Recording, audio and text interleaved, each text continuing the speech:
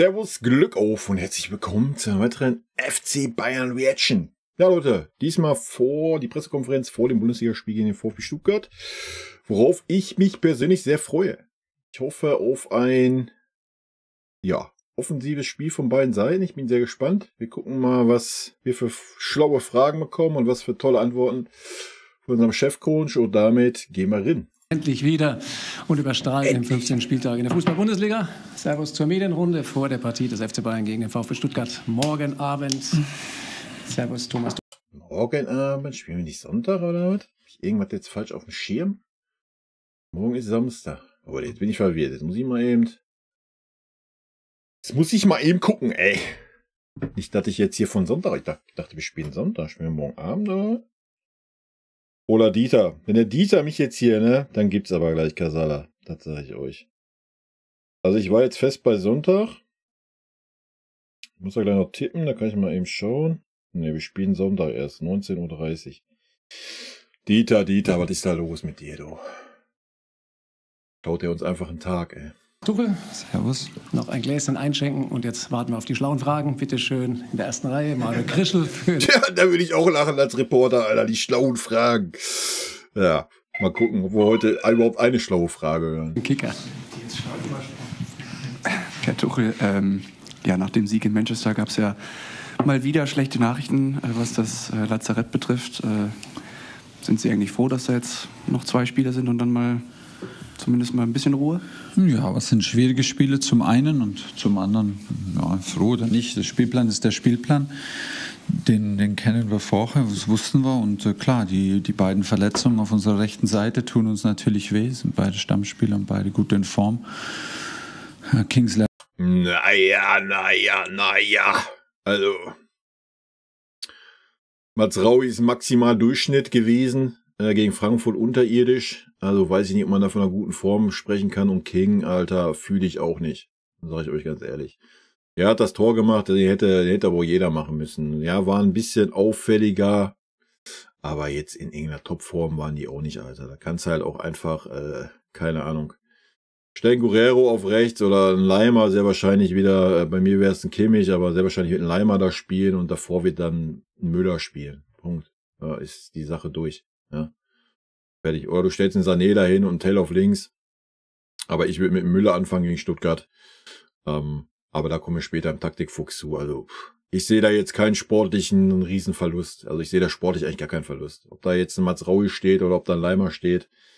Oder ob du da einen Guerrero hinstellen würdest. Wie gesagt, bei mir wird ein Kimmich da stehen und ein Leimer und Goretzka im Mittelfeld. Aber davon träumen wir ja nur, das werden wir nicht erleben. Von daher wird das die Aufstellung sein, dieselbe wie immer. Ja, wie in der Champions League. Plus rechts entweder Müller, hinten rechts Leimer, safe. Und entweder vorne Müller rechts oder Sané rechts und links ein Tell. Das ist mein Take. Er hat das Spiel entschieden in Man U und hat sehr, sehr stark gespielt. Jetzt über die gesamte Vorrunde. Und Nuss auch. War sehr stark in Man U. War vorher so ein bisschen angeschlagen. Kam beides aus dem Nichts. Und ja, schmerzt natürlich beides, weil sie wochenlang ausfallen. Nebendran Felix Fischer für Sky. Hallo, von mir. Hätten Sie vor der Saison Stuttgart so stark eingesetzt, so stark erwartet, wie Sie jetzt Ja, natürlich nicht, Alter. Wer das sagt, der lügt, Alter. Punkt. performen im Laufe der Saison? Wie sehen Sie sie grundsätzlich als Mannschaft vielleicht? Nö, ich habe aber auch jetzt nicht unterschätzt vor der Saison. Ich hatte keine großen Erwartungen. Und es ist jede Saison so, dass du warten musst, wer einen Lauf erwischt, wer schnell zusammenwächst, wer von Verletzungen verschont bleibt.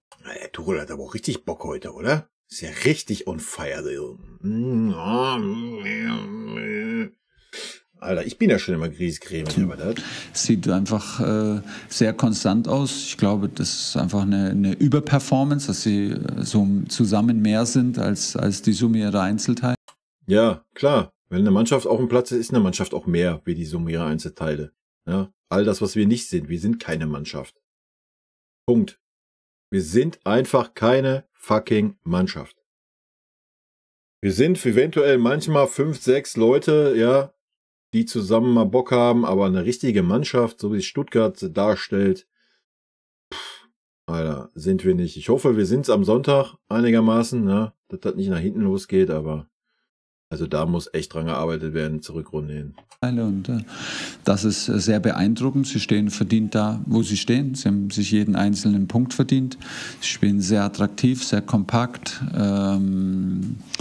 Es wirkt sehr homogen. Es ist taktisch flexibel, sehr aggressiv. Das ist auf dem allerhöchsten Niveau. Deshalb Ja, das, was wir nicht können, Alter. stehen sie verdient mit Leverkusen da, wo die beiden Teams stehen. In der Mittelreihe Vincent Schirpke für TZ und Merkur. Ja, hallo Herr Tuchel. Aber schön, dass mal eine Frage zum Gegner kam. Sehr gut. Am Sonntag kommt es ja auch zum Familienduell zwischen Uli und Sebastian Hoeneß. Wie wollen Sie denn die Partie angehen und dafür sorgen, dass Uli nach Abpfiff glücklich ist? Ja gut, mit dem Familienduell habe ich nichts zu tun. Also wir werden wie immer versuchen, so zu spielen, dass Uli glücklich ist. Und wir werden natürlich versuchen, dieses Spiel zu gewinnen. Wir wissen um die Bedeutung. Es ist jetzt auch nicht das Saisonfinale. Aber trotzdem, nach einer Niederlage in der Liga wollen wir natürlich auch da eine Reaktion zeigen. Und es ist ein Spitzenspiel, es ist ein sehr schwerer Gegner, weil sie es sehr, sehr gut machen und deshalb ist es eine große Herausforderung. Heiko Niederer für Bild. Da hake ich bei dem Thema direkt nochmal nach. Der Name Hoeneß elektrisiert ja hier in München, jetzt auch in Stuttgart. Können Sie mal sagen, wie Sie ihn so wahrnehmen, Sebastian Hoeneß als Trainerkollegen? Hätten Sie es erwartet? Und natürlich die Frage, könnten Sie sich vorstellen, dass er eines Tages vielleicht auch mal Bayern-Trainer wird? Ja, na klar, soll der Tuchel jetzt beantworten, Alter, der froh ist, dass er den Job hat, oder was? Also, weißt du, manche Fragen, die kannst du dir einfach, weiß ich nicht, ob die einen Furz im Kopf haben oder was. Was soll er da jetzt anders sagen, außer irgendeine Phrase? So, wie er Stuttgart sieht, hat er gerade schon gesagt, das kann er jetzt nochmal wiederholen zum Hoeneß. Und natürlich, wenn du ein guter Trainer bist, eine gute Laufbahn hinlegst, gut performst, bist ein deutscher Trainer, dann zwangsläufig kommst du beim FC Bayern ins Gespräch, Alter. Dazu heißt er noch Hoeneß, also Leute, worüber reden wir? Aber so eine Frage dem Tuchel zu stellen, finde ich halt irgendwo respektlos. Da sage ich euch, wie es ist. Also er ist Trainer beim FC Bayern und dann soll er jetzt über andere Trainer reden, ob die irgendwann Trainer beim FC Bayern werden könnten oder was. Das ist so, weißt du? Glauben jetzt nicht im Ernst, dass ich jetzt über meine eigene Nachfolge spekulieren. Genau, ja, gut, keine Ahnung. Also im Moment bin ich. Richtige Reaktion, Alter. Ganz ehrlich. Für so eine dumme Frage, so eine respektlose Frage. Das ist einfach respektlos. Punkt. Ne? Muss man mal ganz. Aber da sieht man auch, dass er ein bisschen angefasst ist. Das ist auch gut zu sehen. Er weiß auch, was die Stunde geschlagen hat. Aber nochmal, so eine respektlose Frage ist eine Frechheit. Alter. Ich hier und wer weiß wie lang. Und alles andere werde ich nicht mitentscheiden, egal ob ich mir das vorstellen kann oder nicht vorstellen kann. Ja, wie gesagt, überhaupt der jetzt darauf noch so eingeht, braucht er gar nicht, Alter. Musst du mal klipp und klar sagen, Junge, lass mal solche respektlosen Fragen und gut ist. Es ist jetzt beeindruckend, wie Stuttgart spielt und deshalb denke ich mal, es ist Sebastian die Handschrift von Sebastian seinem Team. Aber das ist das, was zählt. Wir Trainer versuchen, über uns zu definieren, über die Handschrift und die Art und Weise, wie unsere Teams spielen. Ja, die sehen wir leider bei uns noch gar nicht. Das müssen wir fairerweise sagen. Man sieht so ein bisschen die Handschrift, ja, wir wollen viel mehr kompakter stehen, defensiver stehen, was gar nicht klappt. Muss das jetzt nicht wieder ausführen, 6er, 8er Problematik, wollen wir nicht drüber reden. Aber jetzt mal so eine richtig offensiv, so eine Handschrift, dass man sagt, wow, wir haben jetzt die super Ideen, haben das super Kombinationsspiel oder spielen jetzt über Außen gerne mit Flanken oder sowas. Haben wir nicht. Also vorne ist so, ja, hier, nimm mal den Ball und guck mal, was so geht durch irgendeine Einzelaktion, bring mal Harry Kane ins Spiel oder Harry Kane bringt jemand anderes ins Spiel. Das kann man den Tuchel schon ankreiden und das muss man auch so klipp und klar sagen. Also wenn man sieht, was ein Hoeneß da in dieser kurzen Zeit geschaffen hat und was der Tuchel in der Zeit geschaffen hat, wo er bei uns ist, dann ist das schon ein himmelweiter Unterschied, was, wie er es gerade sagt, so die Handschrift des Trainers angeht. Und es ist Stuttgart ist für mich eine klare Überperformance, aber eine konstante Überperformance. Deshalb muss es eine gute Einheit sein zwischen Trainer und Mannschaft. Also das ist ja immer, was ich sage. Ich gebe ihm ja vollkommen recht. Ne? Wenn du jetzt die individuelle Qualität anguckst von Stuttgart, und klar performen die über. Aber die performen halt einfach als Mannschaft in einem Mannschaftssport. Ne? Und was ich ja auch schon oft gesagt habe, stellt euch mal vor, wir mit diesem Kader würden als Mannschaft performen, was wir seit 2 Jahren nicht tun. Ja? So wie es halt 2013 war, diese Generation. Das war eine Mannschaft. Ja, da siehst du halt gerade, wo es bei uns hakt. Wenn wir jetzt eine eingeschworene Einheit wären, alto Betty. Ja, und das hat Tuchel leider bisher noch nicht hinbekommen, leider Gottes. Bin sehr gespannt, ob es in der Rückrunde in die richtige Richtung geht. Ein gutes Verhältnis herrschen und ein großes Vertrauen. Und natürlich haben die Erfolgserlebnisse dann, die sich ja sehr schnell eingestellt haben, auch schon in der Relegation und so weiter, über die Art und Weise, haben dann ihr Übriges getan und heben im Moment so das ganze Konstrukt auf eine extrem hohe Flughöhe, aber es ist komplett verdient und deshalb zollen wir allen Beteiligten unseren größten Respekt. Und damit hat es sich dann auch. Also wir wollen schon gewinnen am Sonntag, aber wir erkennen das an. Das glaube ich, gehört auch im Sport dazu, dass man die Klasse und die Stärke der... Ja, natürlich. Ist doch völlig okay. Also nochmal, wir haben das bei der Niederlage gegen Frankfurt haben wir es auch anerkannt, dass Frankfurt die klar bessere Mannschaft war. Ne? Und selbst wenn wir Stuttgart jetzt 5-1 schlagen, sollten wir die einen schlechten Tag erwischen und wir einen Sahnetag, selbst dann ist die Leistung, die da geliefert wurde, bisher gar nicht hoch genug anzurechnen. Also. Wovon ich jetzt nicht ausgehe, dass das passiert, verstehe mich nicht falsch. Ne? Ich gehe vom knappen Spiel und sehr interessanten Spiel aus. Hoffe ich zumindest. Dass wir wieder irgendwie so einen Einbruch kriegen wie gegen Frankfurt. Also dann weiß ich es auch nicht mehr. Der anderen Teams anerkennt und bei Kaiserslautern, sag ich mal, Leverkusen und beim VfB Stuttgart stehen sie absolut verdient da, wo sie im Moment stehen. Klaus Bergmann für die dpa. Herr Tuchel, zu dieser Überperformance, wie Sie es nennen, gehört ja auch Serhou Guirassy im Angriff, ja, der ja auch wahrscheinlich mehr Tore schießt, als man das erwarten konnte. Es ist ja so ein bisschen natürlich am Sonntag auch der Vergleich Kane-Guirassy. Wie ordnen Sie den Stürmer Guirassy ein? Was sehen Sie bei ihm? Oder... Habe ich mir auch schon überlegt, sind ja gerade so die wilden Spekulationen. War Dortmund, das kauft ja eben alles aus der Bundesliga. Leverkusen sucht ja auch noch einen Stürmer. Und ja, scheint er eine Ausstiegsklausel zu haben. Ich weiß jetzt nicht, ob er auf Außen spielen kann, oder ob das ein reiner Mittelstürmer ist. Also wenn er auch Außen spielen könnte, würde ich sagen, Hovido, Alter. Schlag zu als FC Bayern. Ja? Also Gnabry ist durch, Alter. Ich gehe nicht davon aus, dass wir die nächste Saison nochmal sehen bei uns. Ja, und außen haben wir halt, ne? Haben wir Bedarf. Oder fangen wir auch mal an, das System zu ändern und spielen mit 2 Spitzen. Das sollte ja mit dem Harry Kane möglich sein, ne? Dann kommt vielleicht ein Tell auch mal mehr Spielzeit und dann hast du noch so eine andere Tormaschine da. Warum nicht? Ja, na klar musst du ihn nicht drüber nachdenken, wenn du daran denkst, ihn auf die Bank zu setzen. Das macht natürlich keinen Sinn. Aber ansonsten, wie gesagt, das ist ja kleines Geld, die Leistung. Ne? Und da hast du relativ geringes Risiko. Ob er die Leistung dann performen kann bei uns, das wird man sehen, aber du hast halt ein relativ geringes Risiko für das kleine Geld. Also sollte man auf jeden Fall auch drüber nachdenken, weil so wie ich es gelesen habe, hat er sich ja klar geäußert, dass er weg will in der Winterpause. Und dann sollte man sich damit auch beschäftigen, finde ich. Worauf stellen Sie da Ihre Abwehrspieler? Ja, sehr beweglich, sehr schnell, sehr dynamisch und eiskalt, auch im Torabschluss. Eine unglaubliche Trefferquote vorgelegt.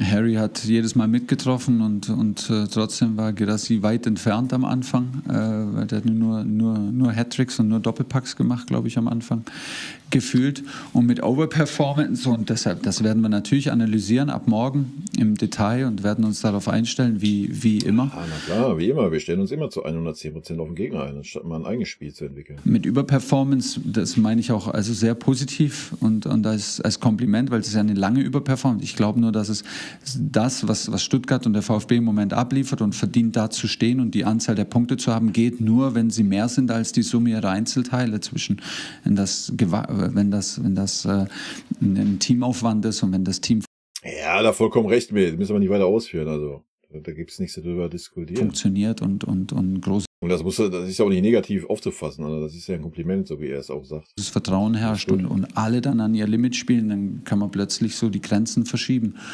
Und deshalb... Ja, scheint aber, ich sage, glaube ich, ein bisschen neidisch, dass das bei uns mal, ich weiß nicht, wer bei uns mal am Limit spielt, Alter. Das ist, I don't know. Also ich meine, Harry Kane hat ja schon den 6er und 8er gegeben gegen Manchester United, das war vielleicht schon limitmäßig. Aber ansonsten sehe ich keinen bei uns in den letzten Wochen, wo du mal annähernd sagst, boah, der spielt aber mal an seinem Limit, Alter. Also Jetzt froh sein, wenn einer bei uns auf seinen 80% spielt. Deshalb würde ich sagen, ist das für mich mit der größten Wertschätzung. Deswegen wird es auch so ein interessantes Spiel werden. Also wenn Stuttgart nicht die Hosen voll hat, so wie sie es gegen Leverkusen auch nicht hatten, aber da haben sie halt zu Hause gespielt, wird halt interessant zu sehen sein. Also wenn sie ihr Stiefel durchdrücken, ja, oder zumindest versuchen durchzudrücken, dann wird das ein hochinteressantes Spiel werden. Eine Überperformance bisher hin. Jetzt ist die Frage, wie lange sie das spielen können, aber das ist auch nicht unsere Frage zu spekulieren, weil im Moment machen sie es in jedem Spiel sehr, sehr gut. Sie sind ausgeruht, sie sind vorbereitet, sie sind sehr aggressiv, läuferisch stark und die beiden Stürmer. Das, was wir nicht sehen, oder? Stürmer sind ein sehr gefährlicher und elementarer Bestandteil ihres Spiels. Und von Guirassy sind sie extrem torgefährlich und da müssen wir uns auf jeden Fall darauf vorbereiten und wir müssen genau so verteidigen mit der absolut gleichen Energie, mit dem gleichen Willen wie in Old Trafford. Ach komm, jetzt mal ernsthaft, ey. Nichts gegen Manchester United, Alter.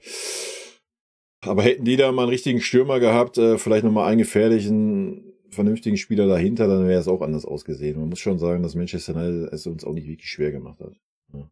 Florian Schimak für merkontz.de. Wie sieht es denn mit dem restlichen Personal aus? Sind alle fit? Haben Sie die Belastung in Manchester soweit gut überstanden? Musiala zum Beispiel, der sein Comeback gefeiert hat. Und wie sieht es mit Matthijs de Ligt aus? Matta war heute im Training. Harry kränkelt ein bisschen. Muss mal schauen. Also wenn der auch noch wegbricht, dann sehe ich schwarz. Das sage ich euch, dann ist vorbei. Dann gehen unsere Chancen gegen 0, Alter. Hoffen wir aber, dass der morgen zurück ins Training kommt. Jamal ging es jetzt gut. Alle anderen waren im Training. Serge wird fehlen, Kingsley wird fehlen und Nuss wird ausfallen. Hier vorne nochmal bitte vor, dann fangen wir. Die Lichtdatei ist übergangen, oder was? Mal an Nicolina für die Bild. Na, jetzt kommt wieder eine ganz, ganz intelligente Frage. Servus, Herr Tuchel. Frage zu Anthony Barry. Der wurde in den letzten Tagen mit einem Interesse der irischen Okay, ist ja doch mal eine vernünftige Frage von der Bild. Nationalmannschaft in Verbindung gebracht. Das ist eine Ente. Wollt wissen, ja, brauchst nicht weiterreden. Stand ist. Ente. Brauchst nicht weiterreden, Ente. Junge. Ente. Wenn der Tuchel sagt Ente, dann Ente. Punkt. Können wir vergessen. Ja. Kann man vergessen. Punkt. Kein Thema. Dann lohnt es sich da bleiben. Nächste Frage, Mario Krischel für den Kicker. Wie planen Sie denn auf die Ausfälle zu reagieren? Also ich nehme an, Conny Leimer wird wahrscheinlich oder ist die einzige Alternative für Masraoui und kann man davon ausgehen, dass Mathis Thiel dann auf den Feld beginnt? Wer ist denn Thiel? Wir haben keinen Thiel bei uns. Junge, der läuft nicht mit einer Armbrust rum oder einem Bogen? Und noch eine Frage. Wie schwer ist es denn angesichts des ja jetzt gegebenenfalls, dass eigentlich kaum Konkurrenzkampf auf vielen Positionen herrscht, da die Spannung weiter hochzuhalten bei dem Einzelnen? Ja, also das Erste werde ich... Naja, dass kein Konkurrenzkampf herrscht, ist der Tuchel selber schuld. Und zwar seit Wochen. Ja? Tuchel sorgt dafür, dass kein Konkurrenzkampf aufkommt. Indem Jugendspieler ganz, ganz weit hinten anstehen und nur kommen, wenn es wirklich nicht anders geht. Und kaum Alternativen auch mal wirklich in den Konkurrenzkampf geschickt werden. Ja, also das ist Tuchel seine Schuld. Ich lasse die Ausrede nicht zählen, dass wir einen zu kleinen Kader haben. Schon gar nicht offensiv. Na klar, jetzt durch viele Verletzungen sieht das alles ein bisschen anders aus. Aber auch da muss man sich nicht wundern. Ja, einerseits ein Gnabry, der irgendwie immer da 2 Minuten reinkommt, nie richtig fit wirkt. Ja, das denke mal, das kann man auch immer ein Trainerteam ankreiden. Und die anderen Spieler ist halt einfach eine Überbelastung. Und das ist ja auch selber schuld, indem die einfach immer spielen. Ja. Wir haben genug Alternativen, die einfach nicht gezogen werden, weil man nicht die Eier dafür hat. Von daher, ja, in der Abwehr gehe ich mit. Innenverteidigung ist halt alternativlos, aber auch da könntest du mal einen Goretzka aufstellen, einfach. Ja, auch wenn ein Opa und ein Min-Jae fit sind, sollte das auch kein Thema sein. Du könntest mal einen Conny Leimer ins Mittelfeld ziehen und so weiter und so fort. Das wird alles nicht gemacht. Es werden immer die 11 gleichen Spieler aufgestellt, ob sie gut performen oder schlecht performen. Wenn sie gut performen, heißt es, ja, performen ja gute, deswegen gehen wir so ins nächste Spiel. Performen sie schlecht, heißt es, ach ja, dann können die sich rehabilitieren. Ich erwarte jetzt eine Antwort auf den Platz. Also, Thema Konkurrenzkampf ist allein die Schuld von dem Menschen, der da sitzt, dass der nicht da ist bei uns. Nicht verraten, also dass jetzt Conny normalerweise oder Nuss auf unserer Rechtsverteidigerposition spielen, ist kein großes Geheimnis. Da weiß ich jetzt auch nicht, ob wir uns dafür übermorgen dann nochmal was ganz Neues einfallen lassen. Ja, was ganz Neues, wir stellen Guerrero dahin. Wild. Oder aber vielleicht mal ein Kimmich, das wäre ja mal ein Zeichen. Ob das im Moment der Moment ist. Und zum Thema Konkurrenzkampf, ja, es ist schon so, dass jetzt ausgerechnet dann natürlich in der Innenverteidigerposition mit Mata, der wochenlang gefehlt hat, und jetzt mit Nuss, der wochenlang fehlen wird, halt ausgerechnet dort Ausfallzeiten haben, wo es eigentlich nicht passieren sollte. Deshalb hat der Leon schon mal Innenverteidiger gespielt, Nuss hat Innenverteidiger gespielt. Ja, klar, das ist auf der anderen Seite aber auch so, dass natürlich jeder Spielminuten möchte.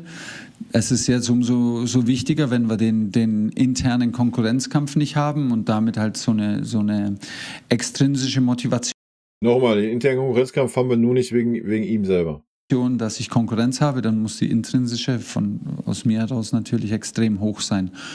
Und das haben wir mit Sicherheit in Frankfurt vermissen lassen und haben das mit Sicherheit gezeigt in Old Trafford, auf welcher Stufe das sein muss, damit wir eine gefährliche, eine starke Mannschaft. Das müssen wir jetzt aber auch nicht irgendwie überstrapazieren, das Spiel, Alter. Das war jetzt nicht so, dass das irgendwie eine bombastische Leistung war, Alter. Was ist denn los wieder mit ihm? Ja, das war eine gute Leistung, eine durchschnittliche Leistung und dann ist auch gut.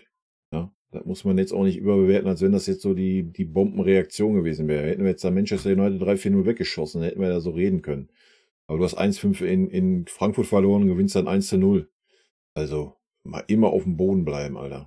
Eine Mannschaft sind, die auf dem Level spielt, das wir von uns selber erwarten und das muss unbedingt da sein am Sonntag. Ansonsten haben wir keine Chance zu gewinnen, wenn wir nicht mit dem gleichen Spirit, mit der gleichen Verbissenheit, mit der gleichen Energie das matchen, was auch Stuttgart in die Waagschale wirft in jedem Spiel, dann wird sich die individuelle Klasse nicht durchsetzen. Und ich glaube schon, dass jeder Einzelne natürlich auch nach der bitteren Niederlage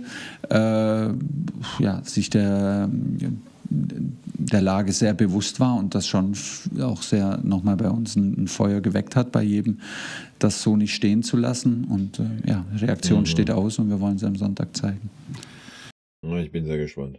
Felix Fischer nochmal. Nochmal kurz konkret nachgefragt zu Matthijs de Ligt. Ist er vielleicht schon eine Option für Sonntag oder dann zumindest? So auf die Bank für ein paar Minuten haben wir auf jeden Fall, wenn es jetzt so weitergeht. Er hat heute voll mittrainiert, gestern fast. Und wenn er morgen nochmal ohne Reaktion weiter trainiert, dann nehmen wir ihn mit auf die Bank. Dann wechseln wir wieder nach drüben. Klaus Bergmann nochmal bitte. Sie haben ja mal gesagt, Sie möchten ja gerne in so ein Kurztrainingslager. Jetzt ist das Unionsspiel ja bestens platziert worden. Genau. Wo geht es denn jetzt hin und wann?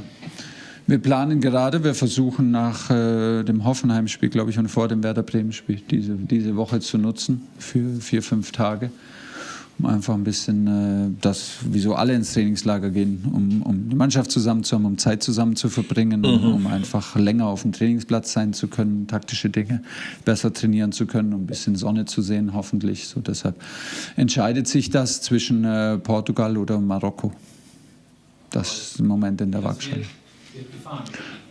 Scheint so, ja. Aber wieso sind Sie überrascht? Sie haben es ja selber angesprochen. Ja, es sieht danach aus. Es ist noch nicht gebucht, aber die Planungen laufen. Vorne nochmal Heiko Niederer, bitte. Jetzt sind Sie auch in der Offensive ein bisschen dünner besetzt.